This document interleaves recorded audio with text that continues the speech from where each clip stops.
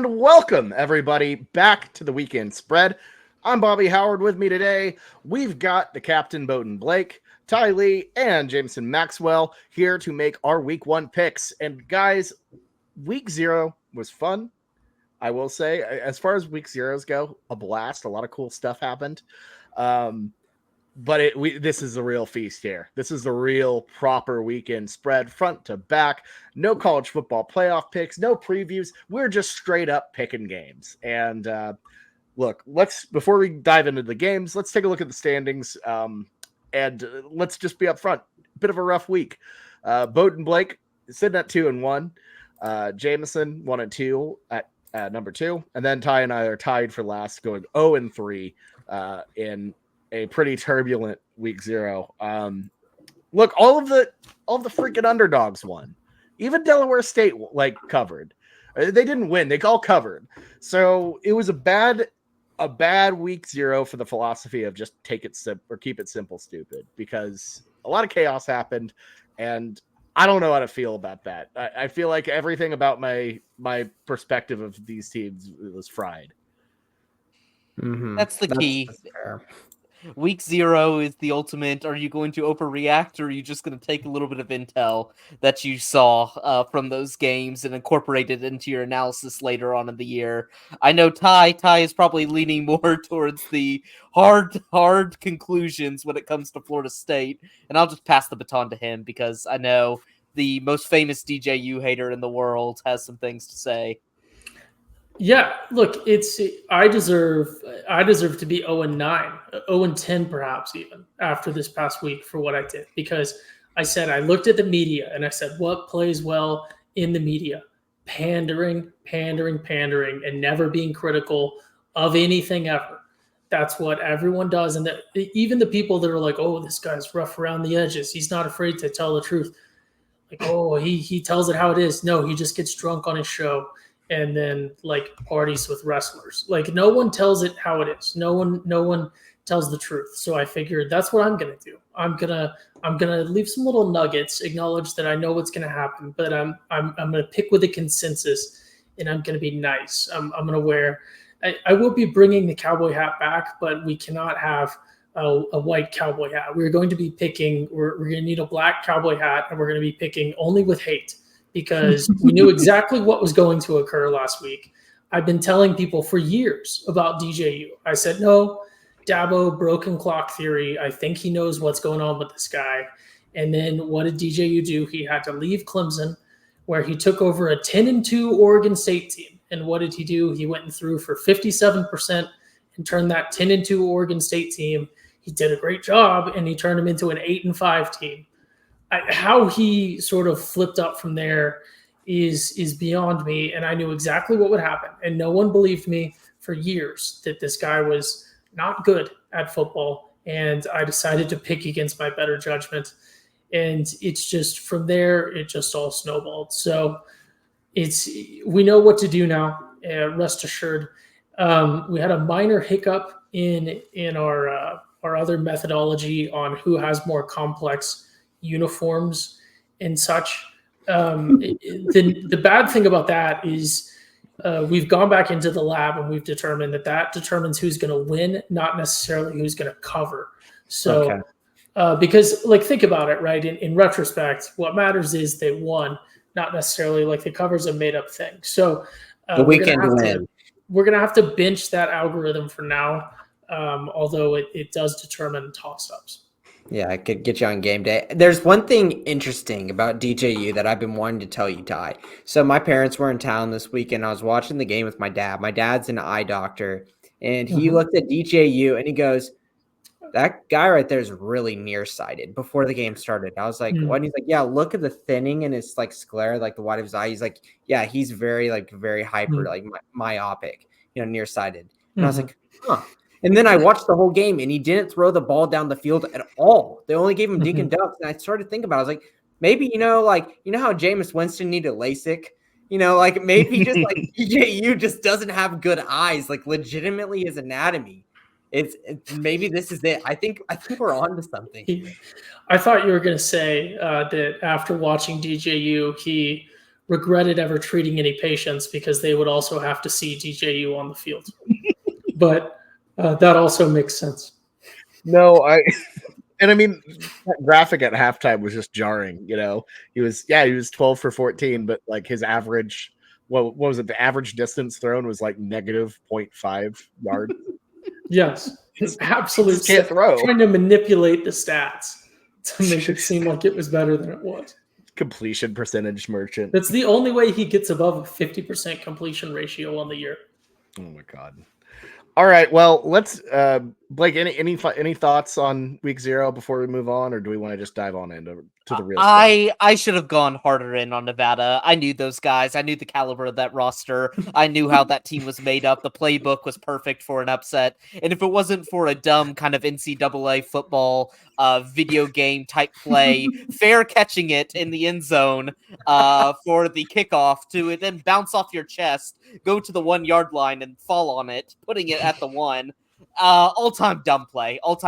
Nevada really had it there, but I should have gone harder in. Like, that was about to be the biggest upset we've had in years. They were 3 touchdown favorites, and they were on the ropes with Nevada. So I kind of nearly 4. 4, yes. 27, 4, yeah. It was. I think it probably closed at about 27. So yeah, I should have gone harder in, but yeah. Oh well. SMU was. I mean, it's one of those where it's like maybe fraud, and yep, they looked awful. 2 quarterbacks. If you have 2 quarterbacks, you don't have 1 quarterback. Yeah, apparently jumping ship on Preston Stone. Thinking about that was bad. Then Montana State, they let me down there as well, but it happens. So, anyways, let's move on to our week 1 games. We're starting off with. Normally we go chronological, but this is a weird week, and technically OU would be too high, so that we always save them for last. So we're going to go ahead and start with the Penn State Nittany Lions, ranked number 8th in the country. Last year they were 10-3, 9-4 against the spread. They're heading to Morgantown to take on the West Virginia Mountaineers, 9-4, 8-5 against the spread. Penn State favored by 9.5 here. Can find this one 11 a.m. Central on Fox. Blake, as you are top of the table right now, you kick us off here. Who do you like? So I'm taking a lesson from Ty's book, and I know one of these teams is just a fraud. They are a paper tiger. They could win this game, but they got to cover this, and that is Penn State. I've been all over them. They have a good defense. I get it. And I get Drew Lar. He's pretty good against these mediocre opponents, but when he comes against the elite talent, the big games, he flops. That's not going to change about him. I know it for a fact. And I don't love this West Virginia team. I probably had them the lowest on the podcast, but they are a nightmare to play against because they're just going to run the ball, slow down the clock. Like, that's what I need this week. I need them to do the Georgia Tech thing, just running a whole bunch of read options, just getting Garrett Green out there, just burning clock to keep this one close. 9.5 on the road in a game that you could just tell from these burner accounts from West Virginia, fired up. I just don't trust James Franklin. When all eyes of the nation are upon him, this man flops. There's too many indicators here going off in my models that are like, this is a green light go for West Virginia. I probably won't be able to watch this game, but I can't wait to. Give me West Virginia. I think, I'm thinking I might sprinkle a little bit on the money line on this one. I hate Penn State. Here's the thing. Blake, in this speech, kind of just said a lot of good things about Penn State, saying the quarterback's decent, they have good defense, and then doesn't even bring up one of their best players in Nick Singleton at the running back position. This two-headed monster last year that they were going in the season touting, their run game is going to be incredible. They didn't do anything last year. Like, the 2 times when they needed the most, they couldn't generate any offense. I don't trust them. See, this is what happens with Florida State. The media hype machine gets behind them. They start overlooking some of these obvious flaws that Drew Lar can't play in big games. James Franklin can't coach in big games. And they just skate over that. Like, some of these guys are the way that they are, and they always will be. Like DJU, I'm not getting burned on that. I'm fine going down, losing to I'm not taking Penn State minus 9.5 and then win by 3 points when I know this entire time the paper tiger that they are. Well, I am. Give me Penn State. Give me Nick Singleton to show Blake up. Ooh, man, this feels nice. This feels really nice. It really comes down to it as a defense and a run game is a great recipe to have success in week 1. Well, Jameson, you're going to be feeling even better about your pick because I'm also going to go with the West Virginia Mountaineers. There we plus go. 9.5. Home game situation. I feel like we've seen this team be really good at just chewing clock, running it down. And I don't know if West Virginia is going to win the ball game, but I think it's going to be definitely close enough to cover. So I think West Virginia has enough to get this thing close to grit it out. And yeah, so I'm going to go Mountaineers plus 9.5 here.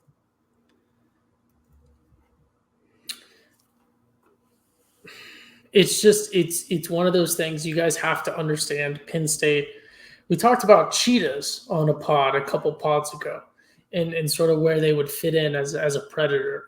Penn State is they're like a lone coyote, right? They're never the biggest predator.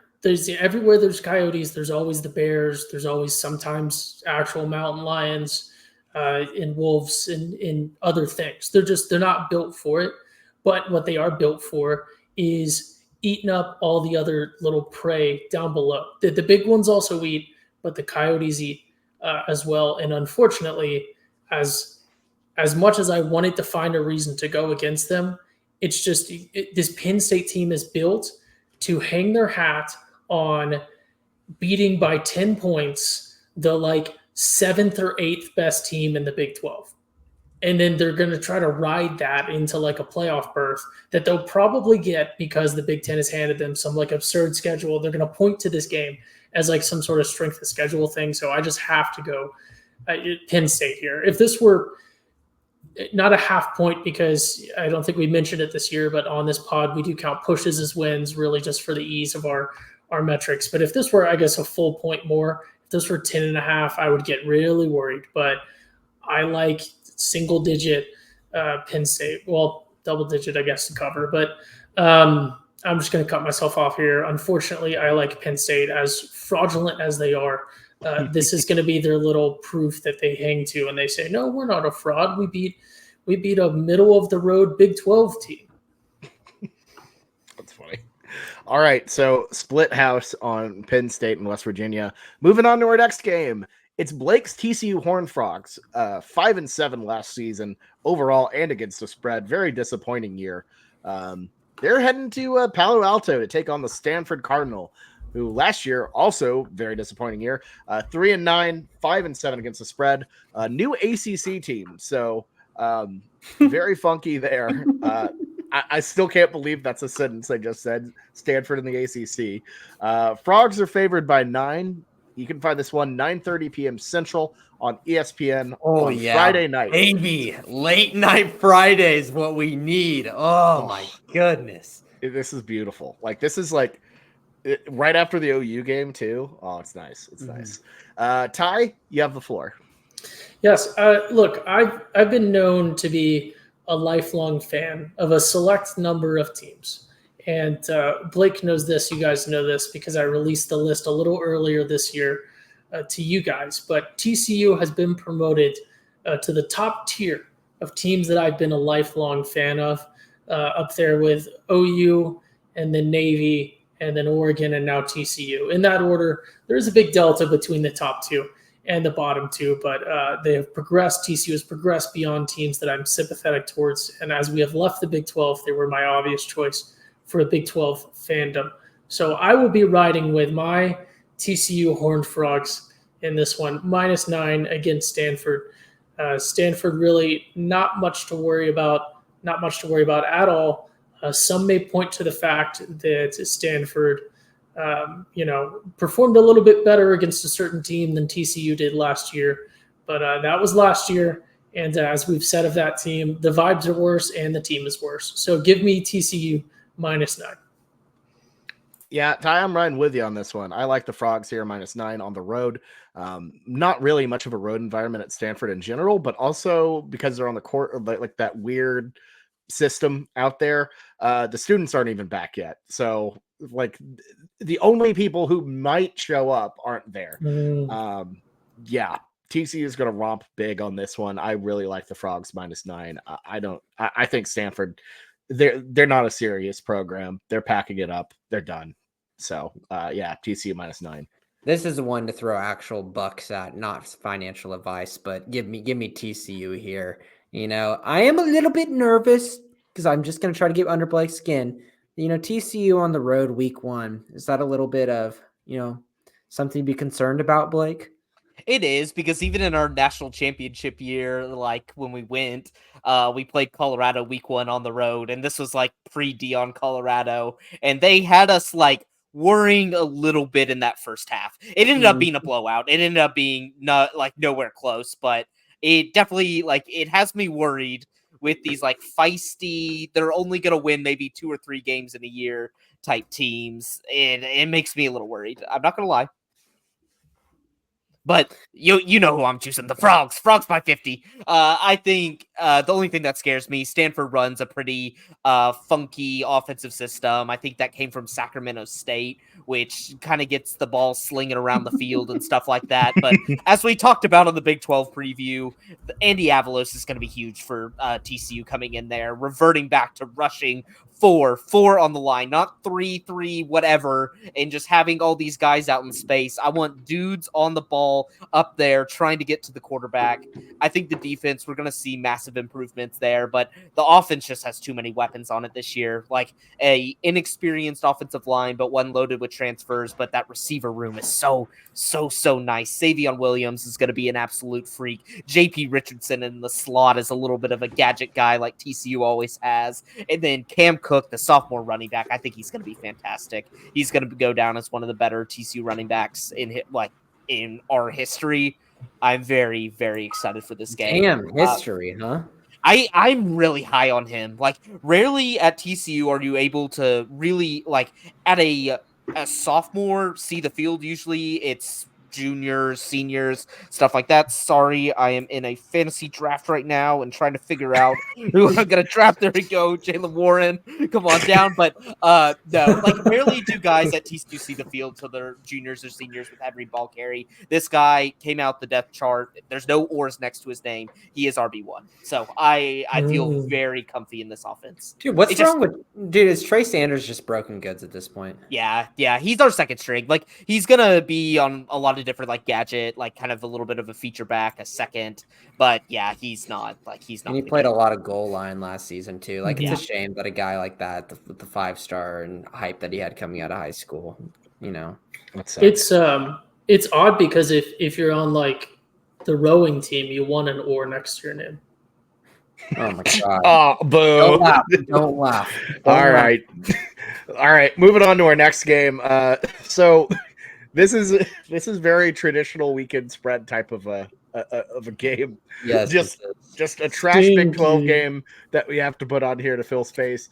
So UNLV running Rebels, 9-5 overall last season. 10-4 against the spread. They were an absolute wagon, as Blake knows. They're heading to Houston to take on the Cougars.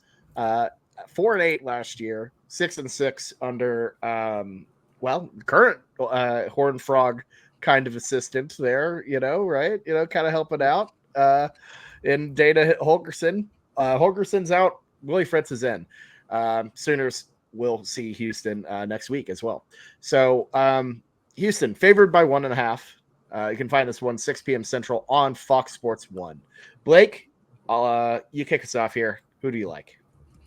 Yeah, I like the trajectory. I like the hire by Houston. I like Willie Fritz. I think he's going to build something that's sustainable there. That's actually going to I feel like they hired the perfect coach that is willing to retire there if things go well. And I'm happy for them for that, but it's going to be rough this season. I think Houston got gutted through the portal. Donovan Smith, I think, is a bad quarterback. He's one of those. He's one of those. Texas Tech transfers that are just out in the ether, ruining college football programs across the nation. They can't seem to not a good one is, or the people saw Baker Mayfield do it and thought they could get their same lightning in a bottle, and it hasn't happened since. UNLV, my darling, who almost took glory back to the desert, and one that I think is probably going to be in the game again in the Mountain West Championship. I really love we talk about our video game and our online dynasty a lot. Ricky White III, he is going to be an NFL draft pick next year at wide receiver. This guy is an animal. He is a beast. Even though they lost Mavia at quarterback to USC, I think the system is it's so gadgety. It's so weird. It takes opponents off guard. That's why I gotta love UNLV here. At a place where there is no home field advantage, there is zero home field advantage, I think this UNLV system is just going to give a defense of Houston that I think is honestly pretty trash nightmares. So give me the run Rebs. You guys know I can't fade Donovan Smith here. This is a guy let me tell you something. I know a reputable source that thinks that he can be the number 2 overall pick in the NFL draft, according to the Pro Football Network.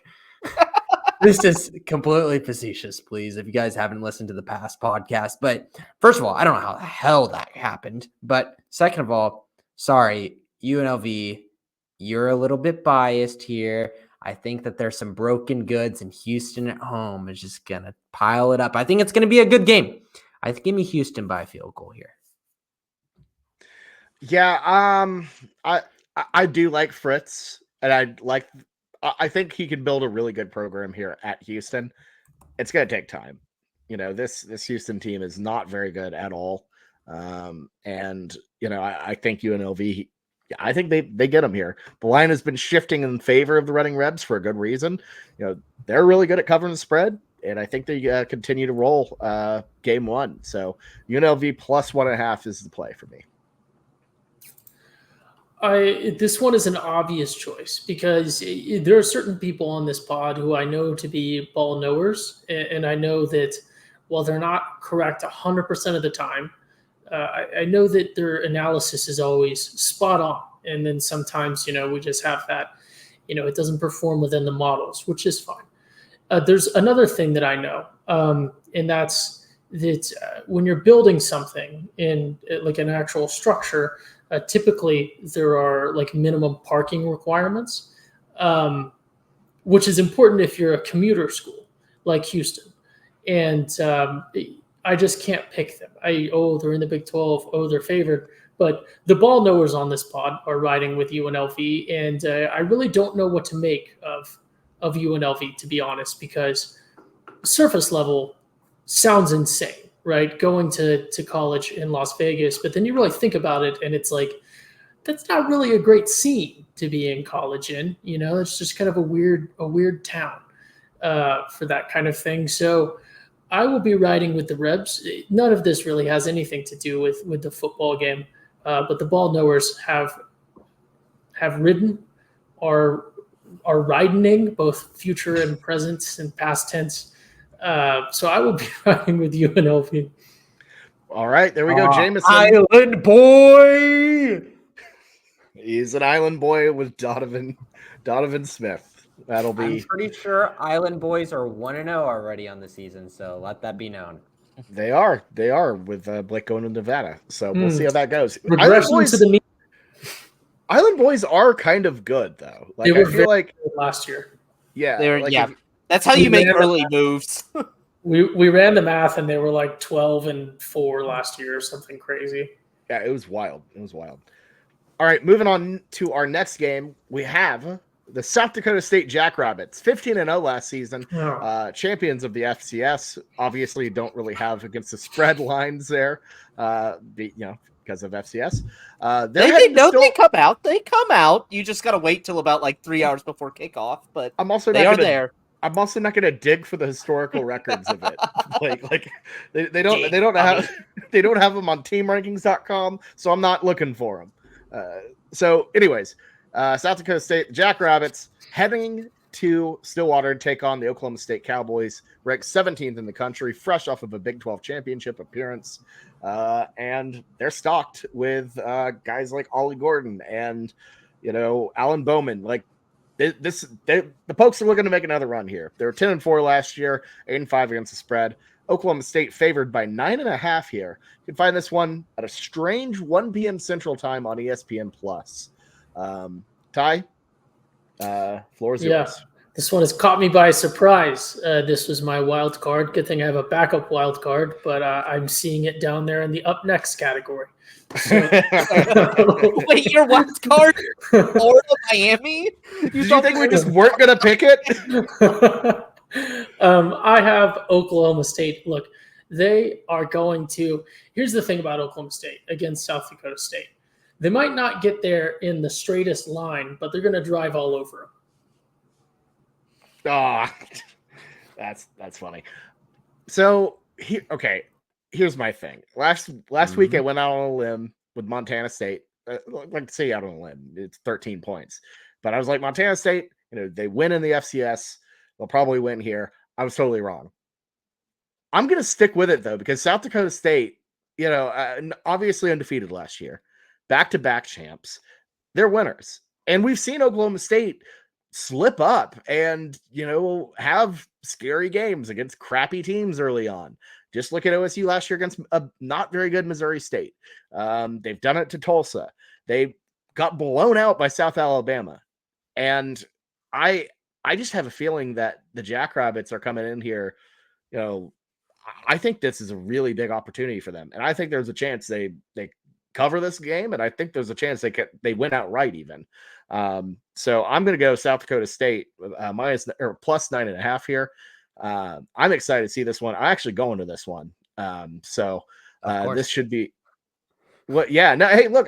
If you have a chance to do back-to-back football games, you take it. You take it. So I'm good friend of the pod. Austin Taylor is he's a former coach at South Dakota State. So we're gonna go check out this one in Stilly. But South Dakota State plus 9.5 is the play. Yeah, I'm taking South Dakota State here as well because Gronowski last year was the guy that if you're paying attention just to even a lick at the postseason football for FCS, the guy who's controlling the game, leading this team undefeated. He's back. Familiar name, Marcus Hicks will be on that offensive line for South Dakota State. And I think Bobby hit it. And I don't know if I want to judge this team based off their history. I like to, my biases from past seasons, try to throw them out. But the reality of it is I don't know if this is my Gundy thing, but they just don't show out week one. And it's always just like a bleh. Like, even if they win, it's just like the past many, many seasons, there's just something that just doesn't feel right. And I think South Dakota State just keeps it close enough for them to cover this spread. Is Ollie Gordon healthy? I don't know because Bobby, you may know because you might be on the Oklahoma State message boards. But we know he had that injury that everyone was freaking out about him possibly, missing, the season. But then it was deemed that was an overreaction, right? So is he completely healthy for this game? I don't know. I know nothing about that, and that's enough of a question. Plus the combination with their history to give me South Dakota State here. From what I understand, he'll be good. Okay. Bobby's source close to the program, so I trust him. Inside, one might say. This one frustrates me. It frustrates me because I feel like if we go the entire season, I think OSU's a little bit overrated. Just because I think they rely on one guy to really win them games, and teams have been able to contain that. But they do have some guys, some dudes up front. They have one of the most experienced, if not probably the most experienced offensive line in the nation. I think that just kind of pushes around South Dakota State. I get weary now, especially in the FCS ranks, that it just feels like a general trend that every good player just portals out of there and goes to a different program. That's probably not the case for South Dakota State because they actually have started a legit winner. But I don't know. Like, even I remember in their heyday, North Dakota State, they were able to pull off some upsets against bad Iowa State teams and stuff like that. OSU is a different animal. They actually can play. They actually have experience. They have some guys on the defensive end. They have a great offensive line. If Ollie Gordon's playing, like, they've never seen speed and physicality like that before. Montana State, I maybe that's it too. Montana State, I'm overreacting. Montana State looked bad. Like, New Mexico's bad, like bad. And And they were a 4-loss team in the FCS versus Yeah. South Dakota yeah, but State. they were preseason number 4 in the FCS top 25, and they're getting pushed around by New Mexico. I just That feel being like the said, quality isn't as there. There is a difference. I think there's a stark difference between somebody who received 1 first place vote like Montana State versus South Dakota State who received 75, 76. They are the cream of the crop, but OSU's a legit team. And I think I can't let past years blind me. Like, I can't allow them struggling in past years to Troy, South Alabama, whoever they bring in, Central Arkansas last year. They struggled to everybody. I think Gundy turns it around this year. So I'm going to take the 9.5 with the Pokes. All right. We got a split deal on this one. So moving on to our next game, moving into the SEC games here. We got the 19th ranked Miami Hurricane, 7-6 overall, 6-7 against the spread. They're heading down to the Swamp to take on the Florida Gators, who are 5-7 last year, 4-8 against the spread. The Gators face a brutal schedule. This would be a massive win for them.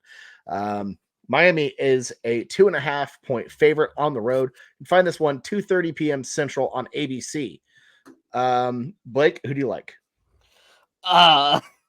This one's by far the hardest game on the slate. There are so many question marks around these two programs. You got Florida, who the question marks are maybe more in the negative space of can they actually put some W's on the schedule in order for Billy Napier to keep his job? They do have some talent around there. I'm not super sold on Graham Mertz. I'm a DJ Lagway guy through and through. And then Miami has best transfer portal quarterback and Cam Ward. They've been building for this for 3 years, just blue blood classes after blue blood classes. Oh my gosh. The seems so small too. I'm like, Miami seems like the more talented roster. That makes me go Florida. All the indicators are saying Miami has the promise. Miami has all this. This line is so fishy to me.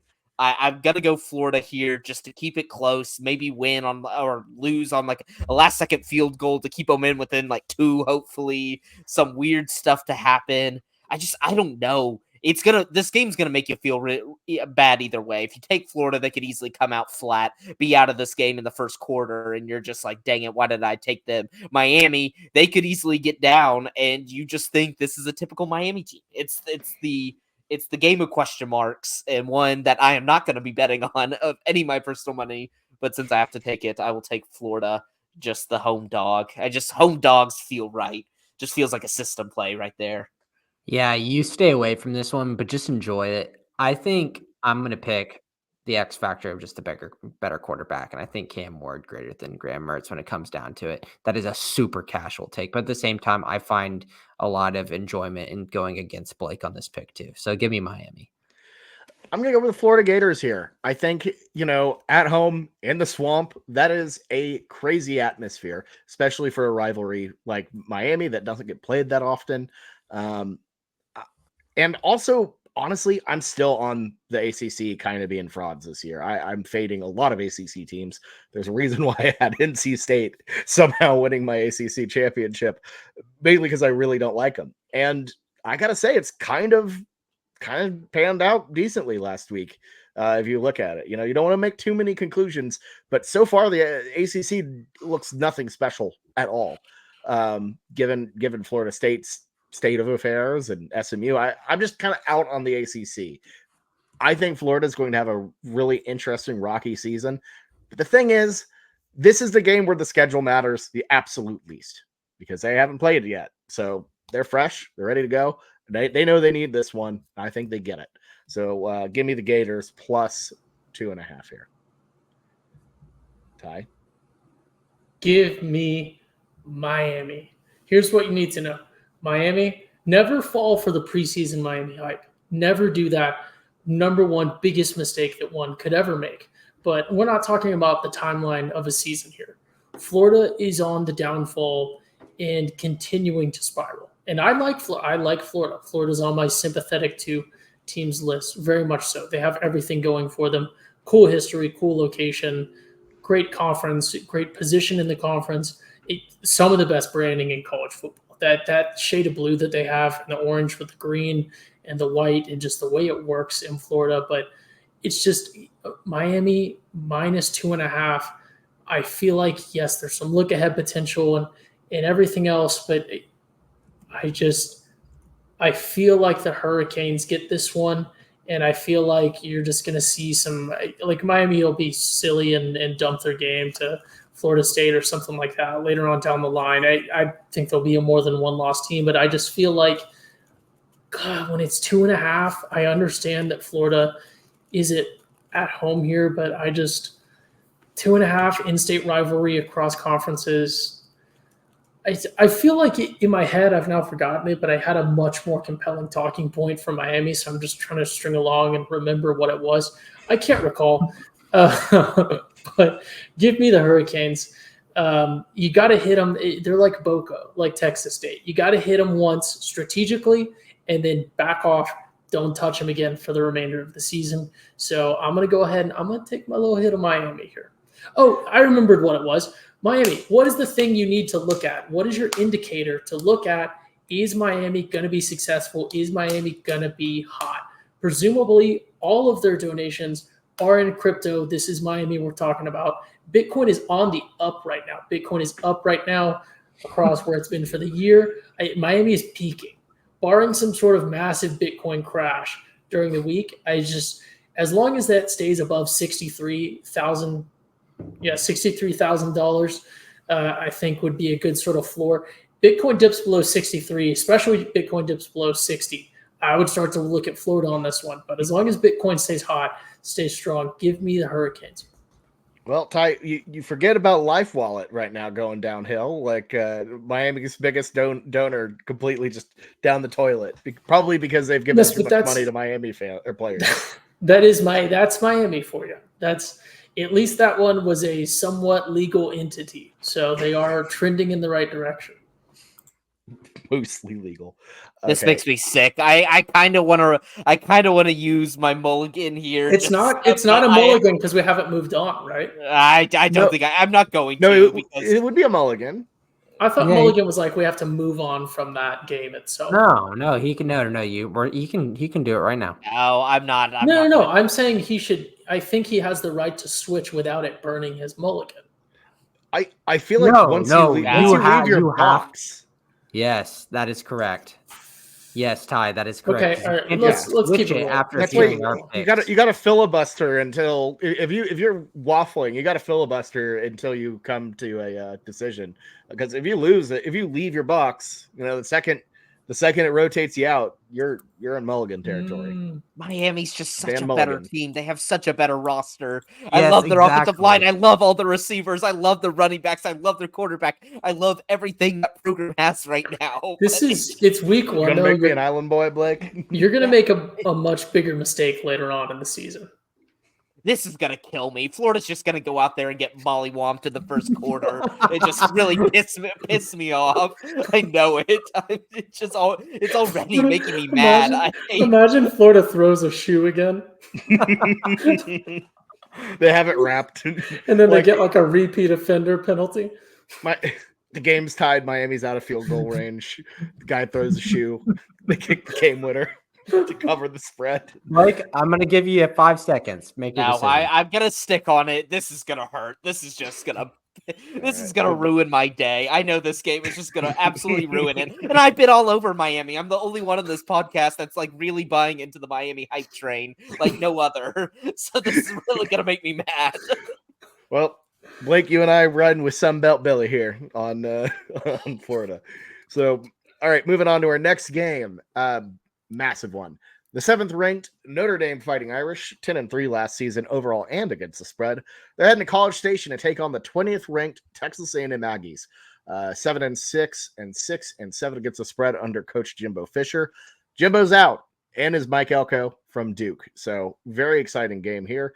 Got a nice little battle too between Duke figures last year with Riley Leonard now quarterbacking Notre Dame, and Elko, of course, at A&M. The line is Texas A&M -2.5. You can find this game 6:30 p.m. Central on ABC. Ty, who do you like? This one is, I don't think a lot of people will see this one coming for me, this pick. I actually am very comfortable with Notre Dame plus 2.5 in this one. I think, and this isn't like, oh, Ty sees higher number next to Notre Dame, so he picks them. I just feel like Texas A&M, is it a tough place to play? We don't have time for that right now. But I feel like Notre Dame, if they played this game, I mean, I don't have a good analysis for this, right? We'll revert to if they played this game 100 times, Notre Dame would win 60 of those times, however you want to quantify that. So Notre Dame is the dogs here. I really like that take. So I'm going to go ahead and take Notre Dame as the dogs in College Station. This is a tough one because I'm not sold on either team right now. I think A&M might be getting a little, I don't want to say too much hype, but I don't know. I'm not sold on the Aggies. I love the direction as a program. I feel like Mike Elko was as good of a hire as you could get that I think really fits with that program. I'm gonna go A&M at home, College Station. I think it'll be rocking. 2.5. I mean, that's tight. This is going to be a really damn good ball game that I'm excited to watch, to say the least. But still have some concerns over Marcus Freeman. I'm not sold on Notre Dame overall. And yeah, give me the Aggies at home. I think Texas A&M is the easiest pick, Bobby. Oh yeah, all right. Let's hear the easiest one on the slate. I think you go down Texas A&M's defense, and they're just got a lot of talent with a coach that can ground them this year. And then also, I'm kind of been with Blake about this. I understand there's a little bit of diciness about Connor Wegman and him coming off of an injury. But whenever he did play last year and he was healthy, that man looked like a difference maker. And so you could say that a little bit about the same story as Riley Leonard. But I think Texas A&M has home field advantage. Plus, I feel like they have, better skill positions around. So give me Texas A&M. I think that they can win this by double digits. Yep, I'm all in on the Aggies. This is one of my favorite plays this week. I've circled this one. I wish A&M was still, they opened up as an underdog at home. It just immediately got bet the other way. Like all the big money came in on them. I think A&M's going to be sneaky good this year. If Connor Wegman can stay healthy, that guy's a great dual threat quarterback. I feel like I've been impressed every single time he's actually played. It worries me that Reuben Owens went out, but I trust that they probably have some depth still there. Le'Veon Moss is still good at the running back position. Yeah. So they don't have as much depth there, but I love that 1-2 combination, and getting Nick Scorton from Purdue. He's a baller. Like if you're a good defender and leading the Big Ten in sacks from Purdue, like you could triple team that guy and be just fine. And he's still doing that. I'm really impressed. And Mike Elko has just always shown me in these big time games, he has a game plan, never seems to be rattled. Like those Duke teams just always felt composed in those big ones. Like even when Riley Leonard, his former quarterback, was going down versus Florida State and it really felt like the juice was out of it, he was still fighting. Like they were still fighting in that game to stay in it. I think that Riley Leonard, he's not going to last this entire season. That man's too fragile and needs to learn how to throw. But yeah, 3 points at home for Texas A&M, an upstart team. I'm going to take them. And I still think Notre Dame makes the playoff, even though they loses this one. This is what's so dumb about their schedule. Their schedule is so light that they could go 10-2, lose their 2 hardest games and still be just fine. Yep. It's a cakewalk of a schedule. sucks, but they have Notre been Dame for they have ya. benefited the most from the 12-team playoff. If they do their BS scheduling like they usually do and schedule nobody hard and go 11-1 and get the 5 seed every year, they just play the 12 seed and then immediately go up and play either the ACC or the Big 12. Like they have technically they could have one of the easiest paths in the playoffs while getting all that big revenue from having a on campus game.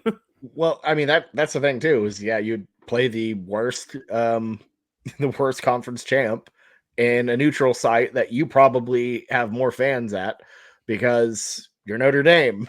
You're a massive name. So yeah, wow. If you think about it that way, they really lucked out. Okay, so Ty's an Island boy on the Irish. We'll see how that goes. Moving on to our next game, we've got the 13th ranked LSU Tigers, 10-3 last year, 8-5 against the spread. They're heading to Vegas to take on the Southern California Trojans, USC. They are ranked 23rd in preseason, 8-5 last year. A little disappointing with Caleb Williams and co. 4-9 against the spread. Yikes. Current line LSU -4.5. You can find this game 6:30 p.m. Central on ABC. Blake, who do you like? This one wasn't actually as hard as I thought it was going to be when I sat down. I'm going to take USC. I think USC is going to have a decently solid year. Like, I think we're going to see some big improvements. I love the D coordinator that they brought over from UCLA. I thought that was one of the most incredible things under Chip Kelly's tenure was how good UCLA's defense felt year in, year out. I think that's going to see an immediate impact. I think Miller Moss is pretty dang good. His bowl game performance was obviously incredible last year, but they have two of their best receivers returning, two of their best running backs returning. And really the only worries I have with them is the defensive or the offensive line. But LSU has shown like that defense has failed to get pressure, failed to get stopped. Doesn't seem like they're going to be the team to exploit it just yet. I don't know. I just like I go back to as well. This LSU team feels like it's a 80% carbon copy of what last year's team was. Just a downgrade at every single position. I don't think they really get better on defense. I don't like Nussmeier as a quarterback. I don't get the hype. I think around time, and so he's going to get that. But Daniels was so dynamic last year, was able to keep him into games. The receiving room gets worse there. I'm out on LSU, and I think people are taking USC. They're taking it out on them a little too hard. I think this team last year was a really down year. I think things will kind of bounce back, go back to the mean when you're talking more like a 9-3-ish season and actually competing in these national games. So I'm going to take USC plus the points. I'm struggling with this one because I want to be like contrarian hater. I guess this is kind of different than what Ty is doing, to where it's like, USC gets so much hate. And as an OU football podcast, we play into it a lot. And I'm like, okay, it can't be that bad, right? But at the same time, it's like I feel like, are we putting too much into Miller Moss, Blake, from just the sample size we have being not that big? Yeah, but the thing that I feel comfortable about, I guess, is they were willing to pass on Malachi Nelson, which was a good idea because he didn't even win Boise State's job. And then even they brought in Jaden Mavia from UNLV, a guy that showed some promise that is a good dual threat that kept UNLV in a lot of games. And there was never really a quarterback battle. So that makes me feel a little bit better that Lincoln Riley feels like he has a guy that's significantly better than all the options that were out there. Yeah, I feel that. I think my first gut pick was to pick USC, and I think I'm going to move with my gut on this one, but I started to question it as I started to think more. So I'm going to go with my gut, pick USC. I think a guy like Zachariah Branch can He's the best. And he's like, I say this all the time, and then before I say this, I always say I talk about it all the time. But I'm going to say it again, that there's just some players in college football that I watch their tape or I watch them and I say, wow.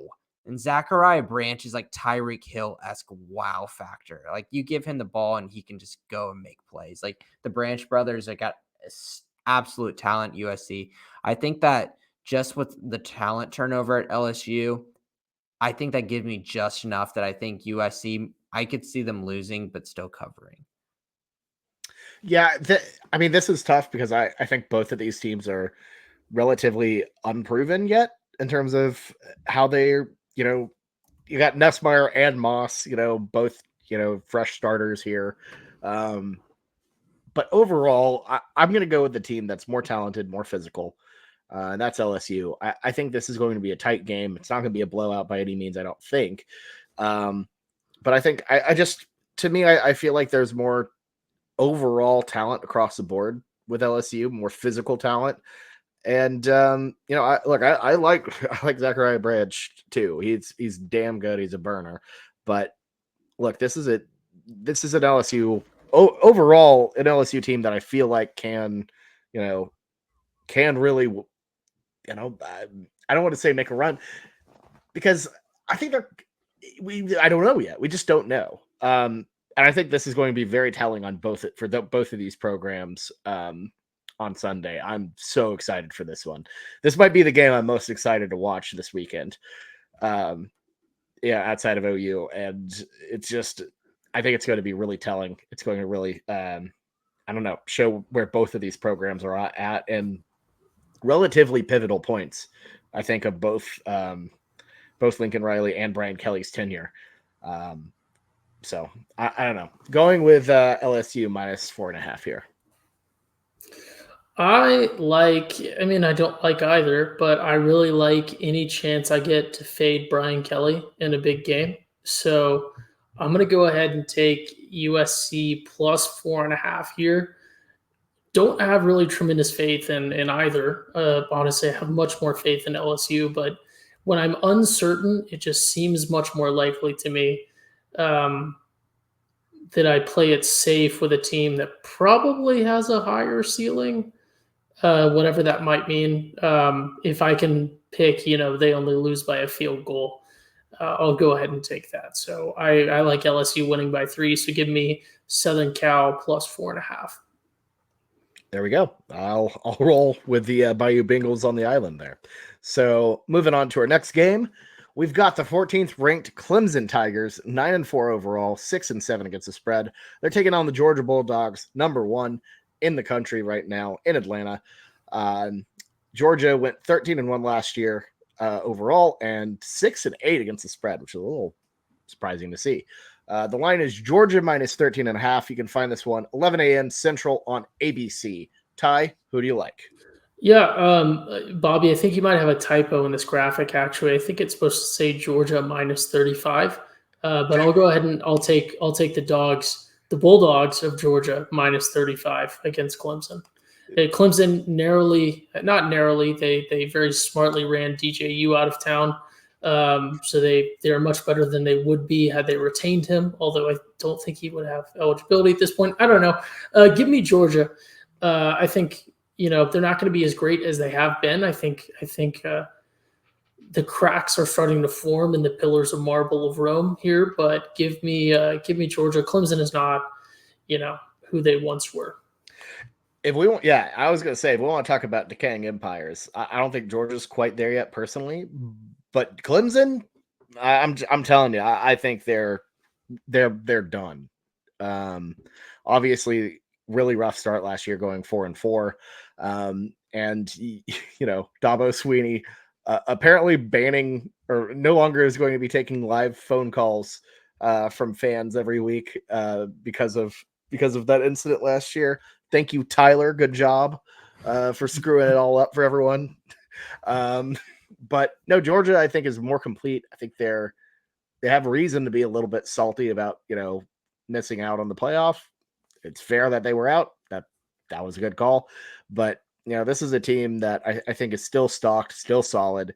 And I think they go out and get a solid, comfortable win against a Clemson team and a Clemson program that is just they aren't what they used to be. And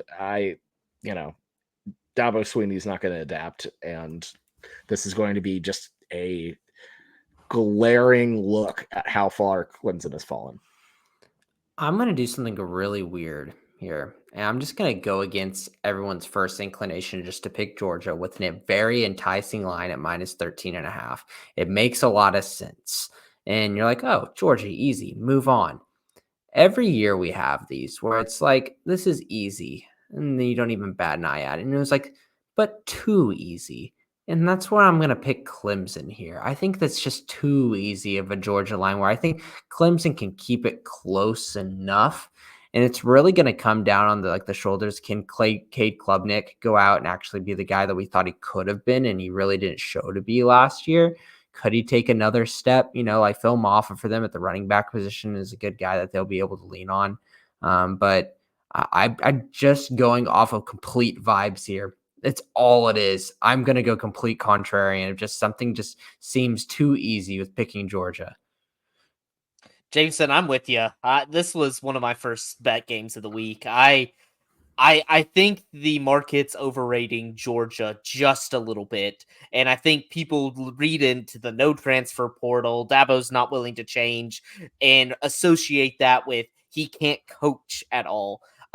They made some mistakes early in the year, but they started to make some strides. And I think he made some, two things, like why they're going to stay in this game. One, I think an extra year, Cade Klubnik developing with Garrett Riley. I'm a firm believer in Garrett Riley's system. I've seen it work before. Granted, the last time Garrett Riley played Georgia, he got absolutely stomped, which maybe I'm talking myself. Maybe I'm talking myself a little bit more into Georgia, but I truly believe in that combination that they're going to be pretty solid in the ACC. And they ended up hiring Matt Luke for their offensive line coach. I think that's a great hire there.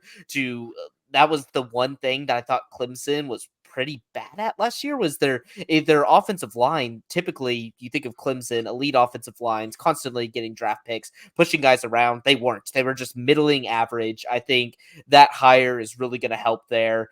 The defense, a little bit worried with Clemson. They're reloading a lot, but Clemson has done that before. That's why they're still even when we're talking about a down Clemson year, they start at preseason ranked top 15 because they do reload so well. They do talent identification so well. So I'm just going to buy low on Dabo now. I think Georgia's going to win this. I don't see, if you're going to ask me the chances of Clemson winning, I think it's less than 5 in my opinion. But I think Clemson can keep it close more times than not. So I'm going to take Dabo Swinney and the Clemson Tigers. All right. So we're split on that one. Moving to our next game, our final game, the game everybody is overwhelmingly excited to watch. Probably not even the game everyone wants to watch on Friday. It's the Temple Owls, 3-9 last year overall and against the spread.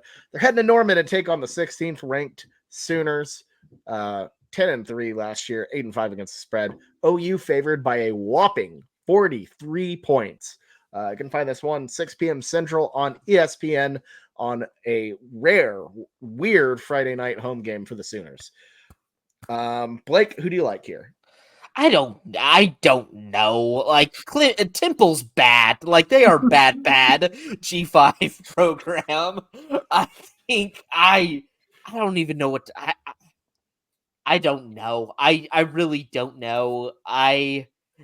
Temple just always makes me mad. I've never been a fan of their athletic program whatsoever. I'm thinking back to last year. Done to you. Or it's not really the football program or the basketball program. There was rumors they were throwing games last year, and right when those rumors came out, they then went on a huge run to almost make it to the tournament because they almost won the American tournament. And so it's after they're oh, we got found out, now we got to start trying to reverse it. They're actually good, so that just kind of pisses me off, makes me mad.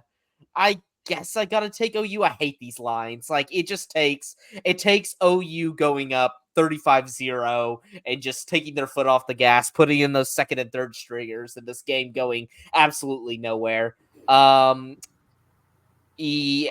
I'll go OU. This would be. The only thing pulling me to Temple's side is Bobby seemingly struggling with them a dozen times. I'm telling you, Dynasty. We have seen it already thus far that our inklings from College Football 25 need to be paid attention to. Okay, but skill issue on the player end. It could be a actual representation of what Jackson Arnold's season looks like. If it's more like a guy playing video games, throwing picks all over the place, that is a possibility. Temple also loves to run hurry up, apparently, which means if they do God. that, they're probably God. going to turn the ball over because in the game you can't play defense, but in real life, a little bit different. Blake, do you know who OU's garbage time quarterback is going to be? It is It's a familiar Casey name. Yes. Casey Thompson. Yeah. Yeah, I'm telling you guys, y'all are scoffing at this line, and I already know Bobby. He made a hint in our game preview that was saying that this is a lot of points, but we'll talk about that on the weekend spread, hinting that he possibly could be doing the good old fade OU's big line here. So I'll challenge that, and I'll see if he changes his mind as I start to do my analysis. I think Oklahoma absolutely pummels Temple because of the defensive factor. Bobby already hit it. They run a fast system, and we have an absolute stellar defense to where I don't think we're going to get hit in the first half with like a touchdown from Temple. And I think that Oklahoma is going to score and score fast. You can almost guarantee there's going to be a Brennan Thompson, like 75-yard touchdown in one of these series where he's just going to gash them and we're going to get a quick touchdown. We're going to have a Gavin Sawchuk long touchdown. I think we're going to score fast. I think we're going to get up 42-0 at halftime, and then it's just going to be just easy riding for the whole second half. I think this one's easy, and I'm riding all over OU minus 43. Yeah, I'm moving away from the OU looks bad early thing because they don't. And look, this Temple team is a special kind of bad. They are in turmoil. The portal just completely destroyed them. As I mentioned in our preview episode, I'm pretty sure their quarterback got poached by Rice. So like that's a pretty bad situation right there. OU is going to absolutely decimate Temple. Sooners by 43 at the very least. This is going to be a romp. Yeah, I very much like OU minus 43 in this one. We just did a whole pod sort of breaking that down. Obviously, if you're listening to this when we release it, it will be a bit of a time delay there. But yeah, I am a big fan of OU minus 43 in this one. I think we stay on the gas. And like you said, the defensive angle is, I think there's going to be such a massive delta there with such a strong defense. Speaking of Blake, I have a question for you because we discussed it on the last pod. And I know you don't always have time to listen to your beloved Schooner pod for the OU period. But on the opening drive of the game, would it be a worse look for OU to have to punt, or would it be a worse look for OU to have to kick a field goal? Oh, See, it's not as obvious as one might think. See, I said I think it's worse to kick a field goal. I think punt's worse still. I think punt against a bad team, especially just because you have your script of 10 or 15 plays that should guarantee you some points on the board. It's kicking a field goal on your opening drive against a garbage team. I just think is because if you punt, right, then like someone just made a mistake in my mind.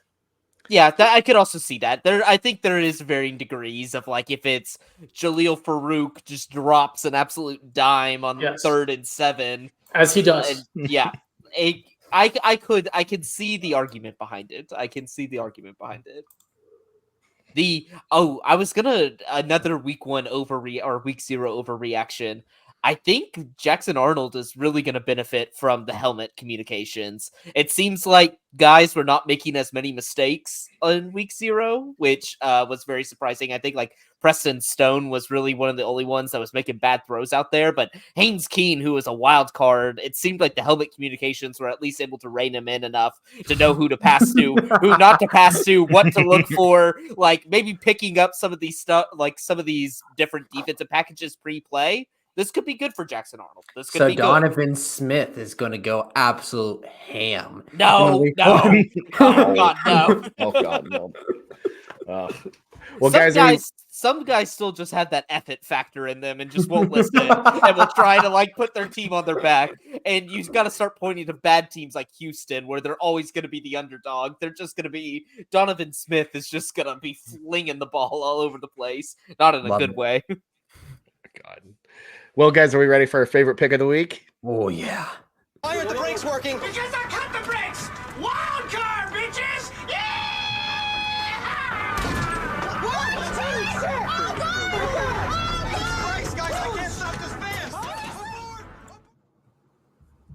It's time for the return of wildcard picks, where we pick any game available on our slate that was not on our slate and add it to it. This is a true test of skill, and we're actually changing it up a little bit this year. So this year, though, in addition to a punishment that will be doled out to the overall loser, we'll also have a wild card punishment that's a little bit more tame.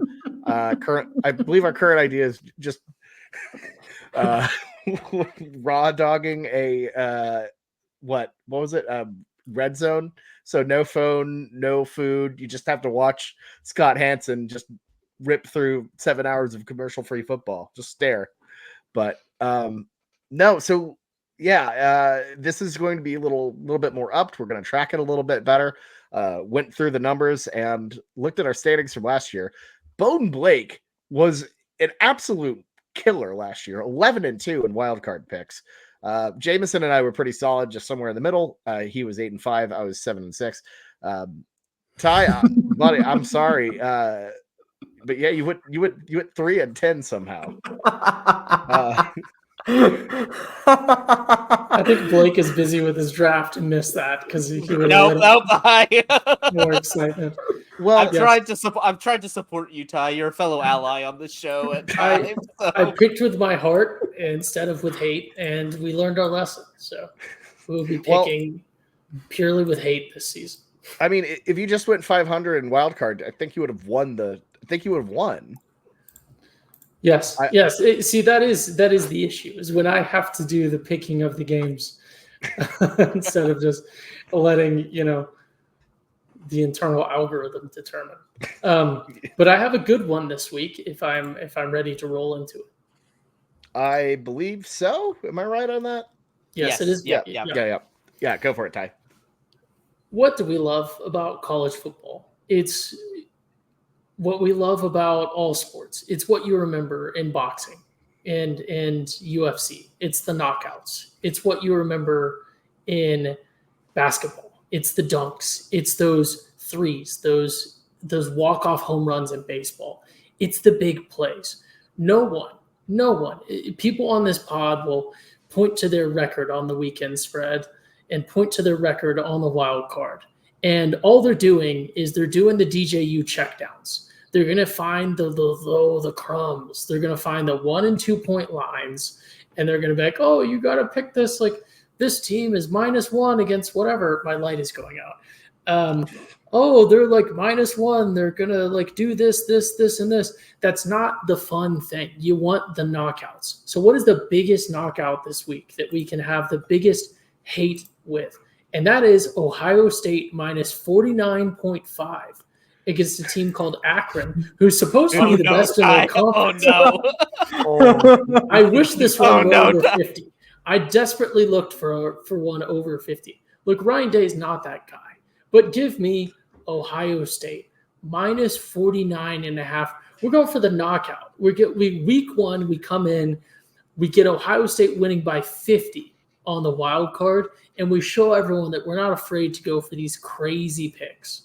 So give me the Buckeyes against LeBron James himself, his hometown college. I don't think there's any association between LeBron and the college or University of Akron, whatever it is. The Zips. Give me the Buckeyes. I almost took the Zips as mine. This is exactly what I'm talking about. We're still talking about. Well, they're down by 50. I'll just go ahead and take them. They only got to lose by 49 points, and I cover. It's the classic, just too many points, too little times. And it scares Ty. That scares me. The running clock rules from last year, I think, really affect your ability to just run up the score on people, especially like Ohio State this year. They're just going to run. They're going to run so much more. That clock is just going to be ticking that entire time. Oh, no. Yeah, Blake. Hey, Blake, I'm just saying. The ultimate hater pick is going opposite on a wild card, which you've done to me multiple times. I don't. And Akron's bad. Like they are bad. MAC, which is the worst conference. No, actually, no. CUSA is by far worse. But Akron's bad. They're bottom 5 programs in America, so it's gonna look like an FCS game. We'll see how it goes. All right, time for my pick. And look, this is a weird week. There's a lot of FCS, but I think I found a bit of a little gem here that I really like. I'm going to go with the Virginia Tech Hokies at Vanderbilt -13. This feels like a situation. What? I don't know. Are you fading Diego Pavia? Go Diego, go! Yes, I will be. I'm fading Jerry Kill and Diego Pavia week 1. I'm buying some of the drones hype here. It's going to be on the road in Nashville, I think. I think Virginia Tech is going to turn it into a home game, given that Nashville. So I don't know. I think the Hokies run it up pretty big here. 13 just feels like one of those tasty little lines where even if they have a bad game, I could see them. I think they can win by 2 touchdowns easy. So give me the Hokies to take out Vandy week 1. Diego Pavia is going to rip your heart out. If he has one of his signature games, Bobby, you are going to be feeling horrible. Maybe. We'll see. We'll keep an eye on it. Yeah. All right, guys. I've been waiting for this moment. I'm really excited about this football team this year. And I think that they're going to go out. I swear to God. And they get a nice Saturday night time slot to show the world why they can go out and win by 40 plus. And that's Texas Tech. Texas Tech versus Abilene Christian. Give me a Texas Tech -33.5 to just stomp Abilene Christian to the ground. Baird Morton saying his shoulder is 100% healthy. Taj Brooks in the running game. I think this is a good pick, and I'm excited to move forward with this Texas Tech Raider team. That's just stinky. That's just stinky. Like picking with Texas Tech is like, I don't know, like you get a job offer from like a tobacco company or something. Like it's like, it's just stinky. Like they can't be like spunky and fun. They're Texas Tech. Like they're just Baron Morton, that's a good player right there. All right, we'll see how Baron Morton and the Red Bulls Blake, who do you got? Yeah, I've seen this formula work before, and it's a formula I'm gonna cash in on. Give me Colorado -9.5 over North Dakota State. I think people are lumping in. I get why people think South Dakota State has a chance to run with OSU. Like that's legitimate. I think OSU is gonna win, but I see why people say that. They are a legit superpower in the FCS. North Dakota State is not anymore. They are not. They're like top 4. They're like top 5, but they lost their head coach to USC, who hired him as their linebackers coach. Not even like a positional coach, not even a coordinator. This program has gone through way too many. They've gone through way too many coaches because they had to rebuild them constantly throughout the dynasty. I was hearing rumors of some injuries on the North Dakota State side. And I think just Colorado, like these are the times where they can really shine. This is the time where they show like, yeah, they don't have a deep Power 5 roster, but Shedeur Sanders is by far going to be the best quarterback, like and one of the best quarterbacks any of these FCS teams see all year long. Travis Hunter, one of the most freakish athletes. There's just too much firepower there for Dion, and Dion wants to come out hot. He's good at getting the guys off the blocks. It's just whether they can finish or not when they actually have to hit some adversity. But I think game 1, 10, like less than 10 points at home. I think they just smack them around. That one's on a Thursday, right? Yeah, it's on a Thursday. We've got Colorado at 10 on ESPN Bet, so it doesn't matter really for the sake of this, but we're going to put you down for 10. Okay. Yeah. I will say it warms my heart to see a fellow ball knower. I almost took that one as well. But once I saw my last year's record, I said we gotta go for a knockout punch week 1. We got to lean into it. We gotta can't go walk safe. in. We gotta walk into the prison yard in McAllister and hit the biggest guy there. So we just said, "What's the biggest line?" We're gonna go for that. I love how most people would see that and be like, "Huh, I should be more conservative this year," and then you're like, "Nope." I almost 49.5 I almost said just the wildest thing. I almost said, I almost feel like wild carding, or I almost feel like pot of greeting the Colorado pick, and then I almost followed that up with, I don't know why I can't speak right now. No one has ever pot of greeted 2 wild cards, and then I realized that that's the only way that you can pot of greed. Like double stacking. Like, no, I don't think you can do that. Yeah, sorry. I almost said no one has ever pot of greeted 2 wild cards. But then I realized that the only way to play pot of greed is to play an additional wild card. I don't know this man's lost. No, that makes sense. That makes sense. I for some reason I was thinking that pot of greed was like an additional regular slate game. No, you are lost. We're gonna have to take this to the text. No, yeah, no. We might need to re-explain the wild card rules to Ty after last year's record. Maybe once we tell him what the objective is. That might be it. I should note as well, pot of greed does not count towards your wild card standings. Mm-hmm. Like, I don't appreciate that. How does that not? How does that not though? What? Okay, let Ty answer his question answered. How does it not? Because it's not a wild card. It is a pot of greed. It's completely separate. But it's also a wild card. Yeah, I kind of agree with Ty.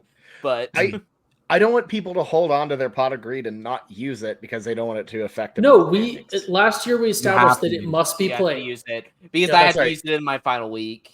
Yeah, that's right. Because if you don't play it, then you it's on the loss.